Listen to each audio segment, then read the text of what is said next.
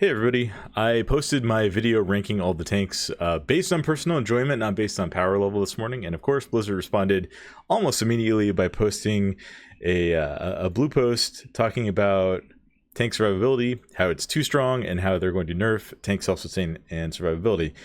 So we're going to spend a few minutes in this video going through this post. I'm not going to read the entirety of it because that would be a little bit longer than I have time to make right now. But we're going to talk about the big picture things that Blizzard is talking about, and then look at the nerfs specifically, the tuning changes that they made to the tanks, and talk about how this does or doesn't accomplish the goals that they're stating in this post.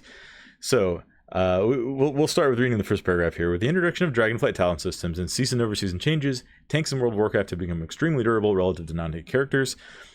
Duh. Their active defenses can mitigate high percentages of incoming damage, and they have strong self-healing. Today, in the hardest content in the game, many tanks can sustain themselves without much assistance from healers. In some cases, we've seen it become optimal to do group content without a healer at all. Now, I want to pause here and point out that this is not because tanks are strong. 4 DPS groups, which we saw in not TGP because they changed the requirements for groups in TGP, but we saw in the MDI in Season 3, that was happening for a few reasons, not really at all related to tank strength. Number one, there are a lot of classes that have very strong defensives in their class toolkit outside of tanks. So you see mages, you see shadow priests, you see augmentation evokers, we saw a lot of ret paladins. These classes all have extremely strong survivability and off healing.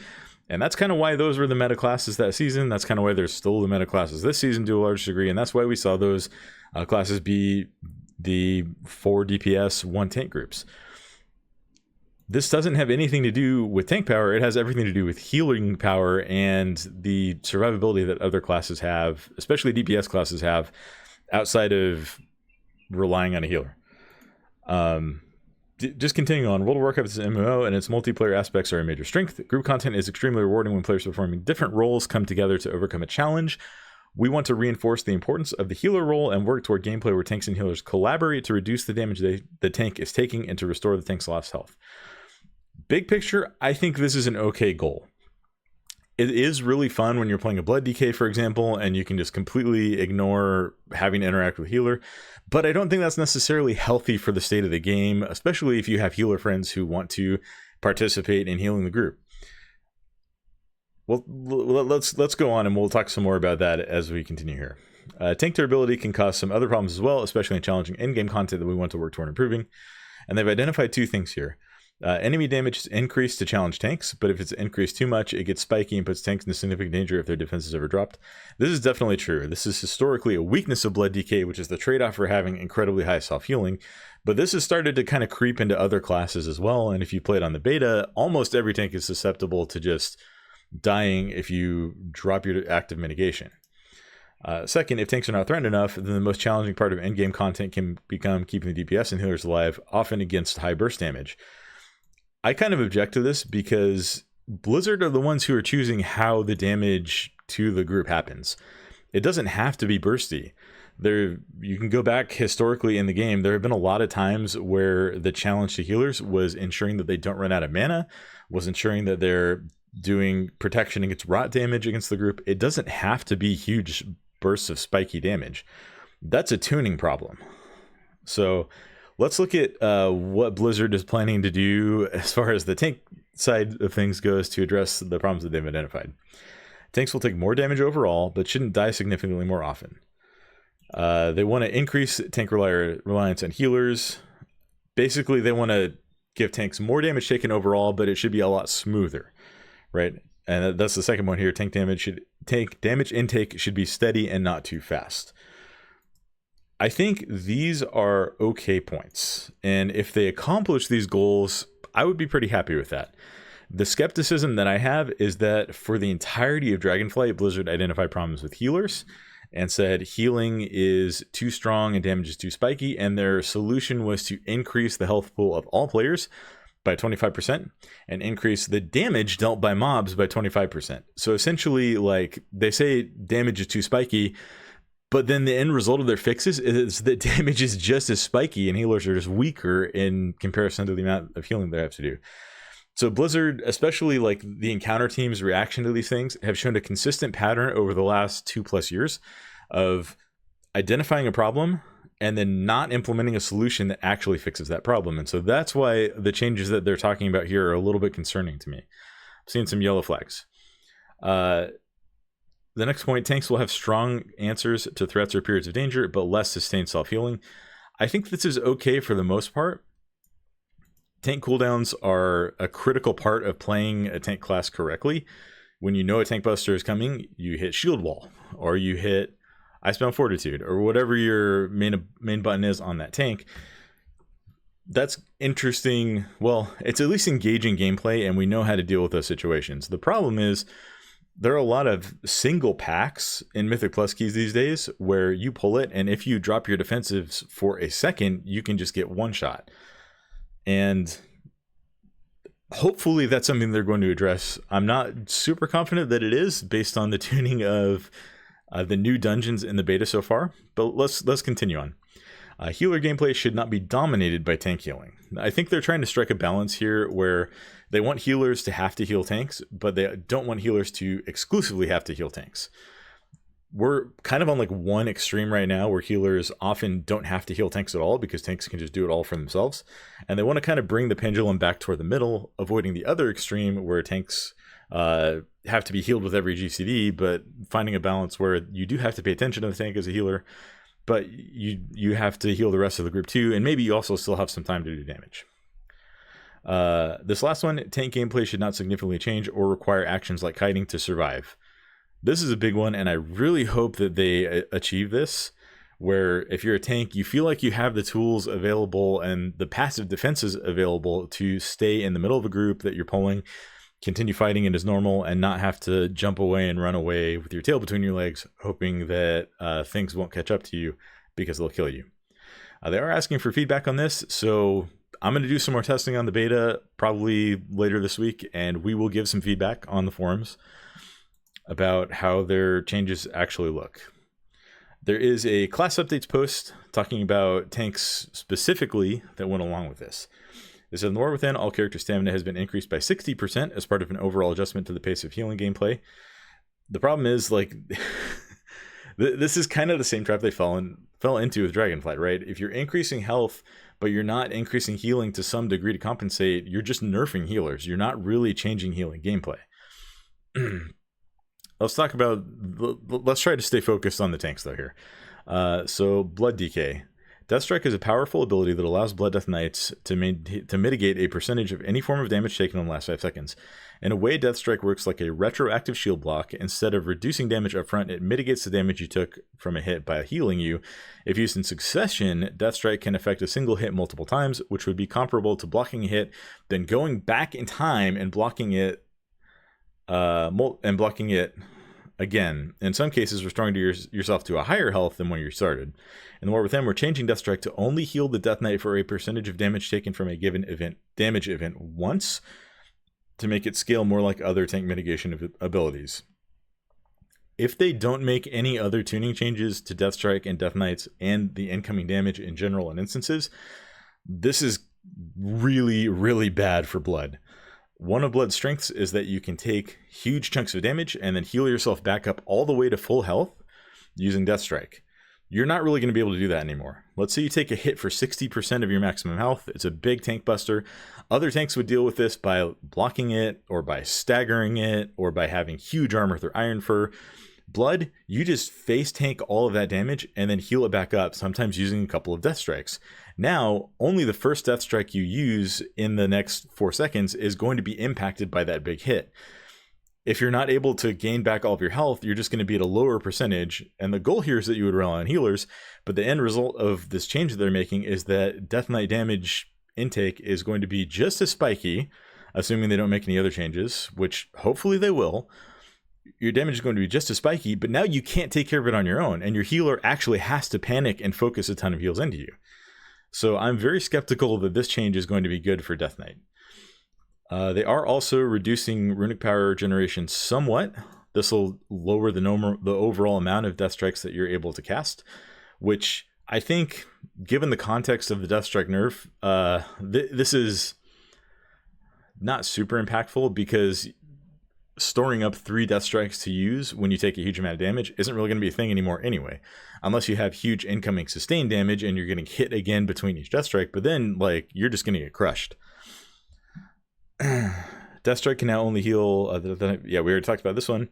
They're going to add an aura which will allow you to, probably through use of a weak aura, is going to show you how much death strike healing you have, so that'll be a nice quality of life change. Blood Shield's cap is now 50% of Deathlight's max health. I think this is kind of irrelevant with the changes to Death Strike because you're not going to be able to build up a Blood Shield that big anyway using multiple successive Death Strikes. It doesn't increase the... So they're not decreasing the amount of Blood Shield that you get, they're just increasing the maximum amount that you can have. Or decreasing the maximum amount that you can have. Minor nerfs to Rune of Fallen Crusaders heal. Decently sized nerf to Runic Continuation, only getting 3 runic power from that instead of 5. Enfeeble, I mean, this is like the ghoul attack talent on the class tree. I don't know. I've never really even paid attention to this. I use the ghoul as an offensive CD, not defensive. Maybe that's playing it wrong. Null magic reduces damage taken by 8%, was 10. Minor nerf here. This is pretty nice to compensate a little bit. Bone Shield increases armor by 100% of strength, was 80%. I think we need to see a little bit more on the passive defensive strength of Death Knight in order to compensate for the Death Strike nerf. We'll just leave it at that. And then there's some other minor nerfs here. Overall, I think Death Knight is kind of taking this one on the chin. They're attacking the strength of tanks in being able to provide self-sustainability, and Death Knight is the tank that's strongest in that, and so it's going to be hit the hardest by these nerfs.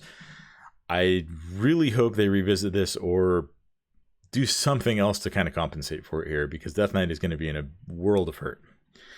I'm going to try and keep moving because I don't want this video to get too long here. Vengeance, Demon Hunter.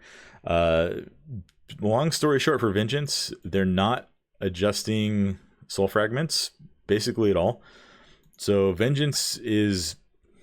I'm not going to say it's getting buffed because it is getting nerfed, but it's getting nerfed so much less than the other tanks here that it might be in a stronger position survivability-wise at the end of the day. Yeah, there's some minor defensive nerfs, but like nothing really to write home about for Vengeance here. This is probably what they were targeting for all of the tanks, and if all the tanks had nerfs that are like on this level, I think this would be okay, especially if they do some dungeon tuning and really rein in the overall burst damage this stuff is doing. Guardian Druid, with high armor and Iron for uptime, Druids should be one of the best tanks as far as physical damage.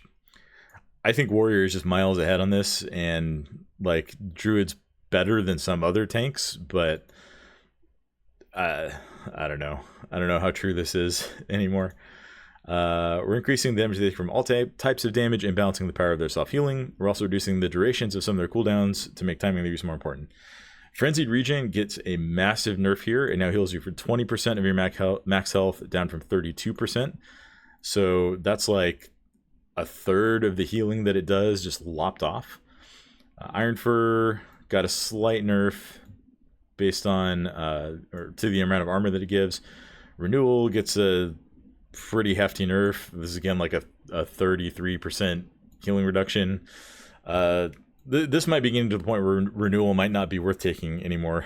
I mean, you probably still want it given like the reduced healing that you get from Frenzied Regen, but this is pretty bad. And this, at least in the patch notes, is probably applying to other specs too. So I'm not a big fan of that. Reinvigoration and reduces Frenzied Regeneration's cooldown by 10 to 20%, depending on how many talent points you put into it. It was 20 and 40. This is a big nerf. Earth Warden, this is a pretty small nerf. Survival of the Fittest, this is a very, very small nerf. Tooth and Claw, like most of these are not too bad. After the Wildfire and Ursock's Fury were already in kind of a rough spot just due to the big increase in health pool that everybody has. And I think nerfing them further may just make you ignore these talents completely. Loon's Favored, this is fine. Rage of the Sleeper, I don't like dropping the duration of this. This is a really good offensive cooldown too. Rage of the Sleeper damage taken reduction is a little bit lower. I mean, the 8 seconds down from 10 feels kind of bad here. Pulverize. Is anyone even playing Pulverize? Pulverize needs a full redesign. Like, nerfing its duration, I don't think this is really impactful at all. And then Ursox Guidance reduces the cooldown of Incarnation by 1 second for each 25 rage spent, was 20. Go no Incarn builds, I guess. They just got a little bit stronger in comparison. I think Druid is probably still going to be in a good place as far as the gameplay goes. It was already one of the tankiest tanks on the beta, so I don't like nerfing the self-healing of it too much because I feel like that wasn't a big strength of Guardian, but we'll see how that actually plays out. We do need to test these changes and see what they're doing on the dungeon side as well before we really make a final judgment on these changes. Monk, I think, actually comes out of this looking a little bit better, and that's mainly due to this change here. Brewmaster's Balance increases Monk's armor by 50% and was 25%. This is a big armor buff for monks, and monks always do well with more armor. In addition to that, they are buffing stagger by 8%. This is something that I identified, and a lot of other people had identified too, is like stagger levels on the beta right now feel really low, so buffing that is good. Percentage of magic damage staggered is increased to 58%.